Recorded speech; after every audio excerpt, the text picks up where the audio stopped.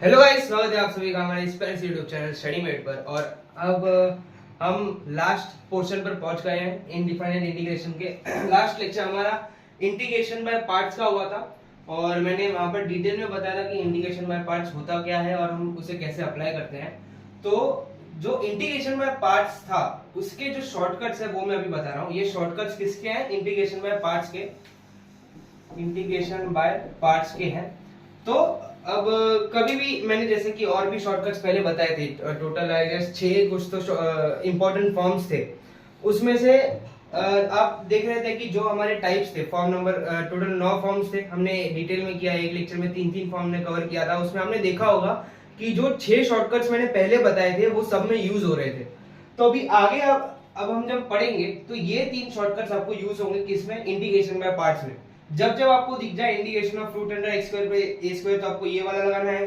जब जब आपको दिखे रूट अंडर ए स्क्वायर माइनस एक्स स्क्वायर तो ये वाला लगाना है। सेम फॉर दिस, अगर आपको ये वाला टर्म दिखे तो आपको ये वाला पार्ट लगाना है। सिर्फ आप अपने बुक में नोट करके रखिए और याद रखिए। ऐसा कुछ दिख गया तो सिर्फ आपको वैल्यू सब्स्टिट्यूट करना है और कुछ नहीं, ज्यादा कुछ इसमें दिमाग लगाने की जरूरत नहीं है।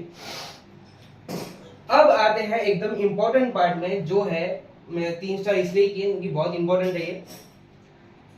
और ये भी इंटीग्रेशन बाय पार्ट्स का ही है। अगर आपको कहीं पे दिख जाए integration of e raise to x, bracket में एक फंक्शन दिया है प्लस उसी का derivative, e raise to x bracket में फंक्शन है प्लस उसी का डेरिवेटिव, अगर ऐसा दिया है तो आप क्या करोगे? इसका आंसर डायरेक्टली होगा e raise to x f of x plus c।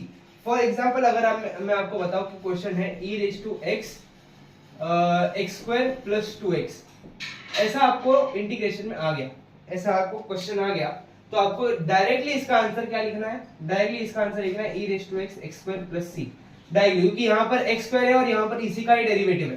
तो डायरेक्टली आपको e raise to x into x square इसका आंसर लिख देना है, बस। ये शॉर्टकट है, बहुत इंपॉर्टेंट है, ये बहुत इंपॉर्टेंट है। एमएसटी सीईटी में बार बार रिपीट हो रहा है और इसके क्वेश्चन आपको डीपीपी में भी मिल जाएंगे। एकदम इजी क्वेश्चन है।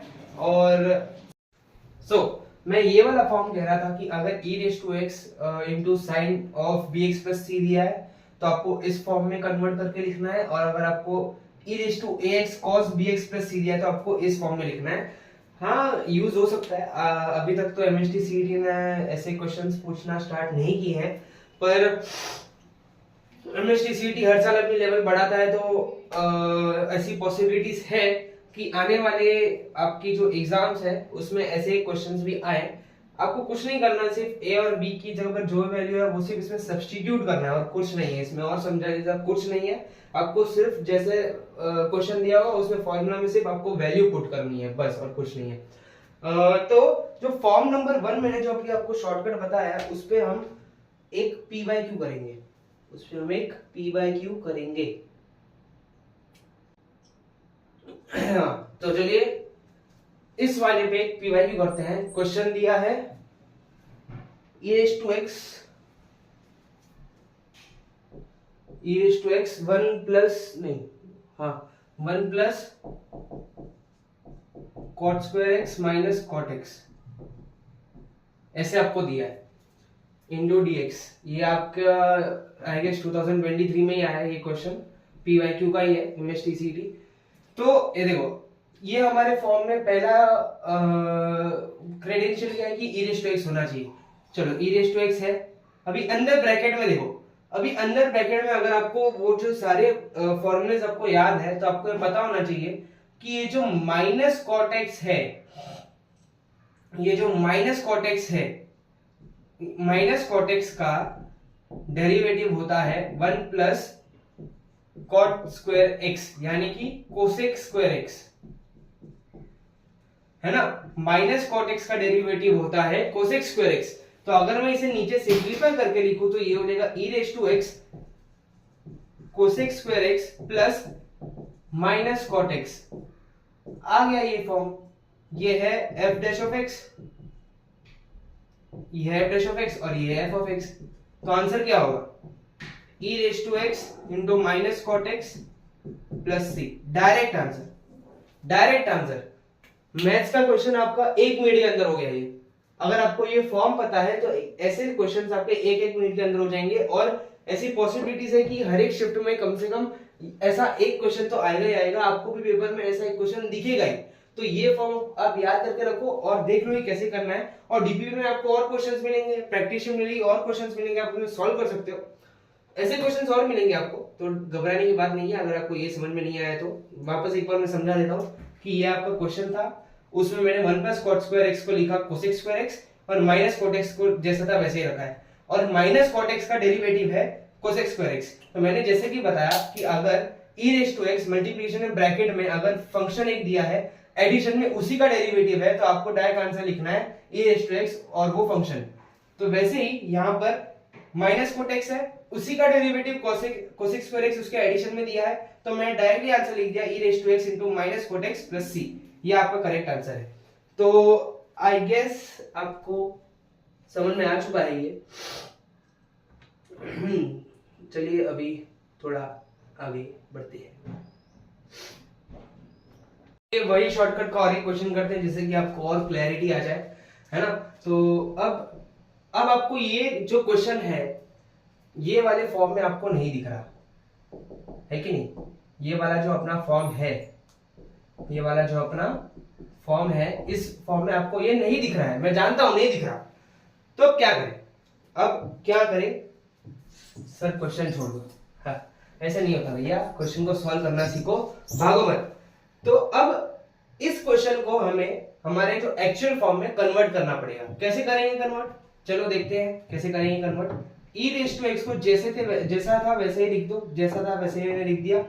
अब 1 प्लस कॉस एक्स को 1 के साथ बांटो और साइन एक्स के साथ बांटो। 1 upon 1 plus cos x plus sine x 1 plus cos x, वापस ऐड होके यही बनने वाले। ये जो डिनोमिनेटर है मैंने दोनों न्यूमरेटर के साथ बांट दिया, बस और कुछ नहीं किया।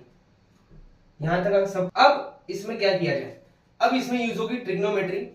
ट्रिग्नोमेट्री बहुत इंपॉर्टेंट है, कैलकुलस में तो बहुत ही ज्यादा इंपॉर्टेंट है वैसे। 1 प्लस कॉस एक्स होता है 2 कॉस स्क्वायर एक्स बाय 2 और साइन एक्स होता है 2 sine X by 2 cos X by 2। कुछ लोगों को नहीं पता होगा, इसमें लिख के बता दिया। 1 अपॉन इसकी जगह पर मैं 2 cos स्क्वायर x बाय 2 लिख दूंगा, प्लस वापस यहां पर sin x की जगह पर 2 sin x by 2 into cos x by 2 upon 2 cos square x by 2। देखिए कि मैथ्स में जादू छुपा हुआ है, कैसे थोड़ा थोड़ा आप स्टेप करके इसे पूरा सिंप्लीफाई कर सकते हैं। जरा ऑब्जर्व कीजिए और खुद भी अप्लाई करना सीखिए। Integration of e raise to X, ये 1 अपॉन कॉस क्या होता है, सेक होता है, तो ये हो जाएगा half sec square X by 2 plus यहां पर ये देखो कि 2 2 कैंसिल हो गया, ये और ये कैंसिल हो गया, तो ये बन गया 10 x बाय 2 बराबर। यहां तक समझा कि नहीं सबको, यस और नो, समझा कि नहीं। अब ऑब्जर्व करिए, अब सारा खेल जो है वो आपकी आंखों का है। अगर आपको आंखों से गोली मारना नहीं आता तो भाई समझ लेना आपका काम है ही नहीं। हाँ, तो देखो कि ये अगर मैं इसको f ऑफ x लिख दूं तो ये आपका f डैश ऑफ x बन जाएगा।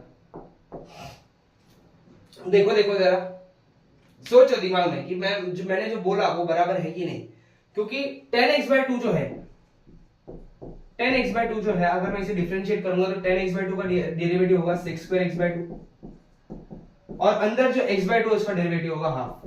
तो आपको यहां पर मिला कि नहीं। बस डायरेक्टली इसका आंसर होगा e raise to x 10x by 2 plus c। इसमें खेल कहां था, खेल था ट्रिग्नोमेट्री का पूरा। अगर आपको ट्रिग्नोमेट्री आती है, अगर आपको सिंप्लीफाई करना आता है, अगर आपको जादू करना आता है, तो आपको ये आंसर फटाक से मिल जाएगा। ज्यादा कुछ इसमें मैंने मेहनत की नहीं है, सिर्फ थोड़ा थोड़ा रिजॉल्व किया और आपको आंसर आ जाएगा। सिर्फ जो बेसिक ट्रिग्नोमेट्री और बेसिक डिफरेंशिएशन है आपको वो याद रखना है। सारी जो बेसिक चीजें लोग वही भूल जाते हैं और बाद में मिस्टेक्स करके आते हैं जो आपको नहीं करना। आई होप आपको ये जो शॉर्टकट था इंपॉर्टेंट शॉर्टकट था और आपको बहुत पीवाईक्यूज मिलेंगे इस पे, भर भर के है, इस वाले टाइप पे भर भर के PYQs आपको मिल जाएंगे, जाकर सॉल्व कीजिए। DPP में भी मिलेंगे, साथ में प्रैक्टिस शीट में भी मिलेंगे, जाकर सॉल्व कीजिए। तो आज का लेक्चर यही तक। अगले लेक्चर में हम पढ़ेंगे पार्शियल फ्रैक्शन, जहां पर हमारा ये चैप्टर खत्म हो जाएगा। चलिए पढ़ते रहिए। जय श्री कृष्ण, राधे राधे।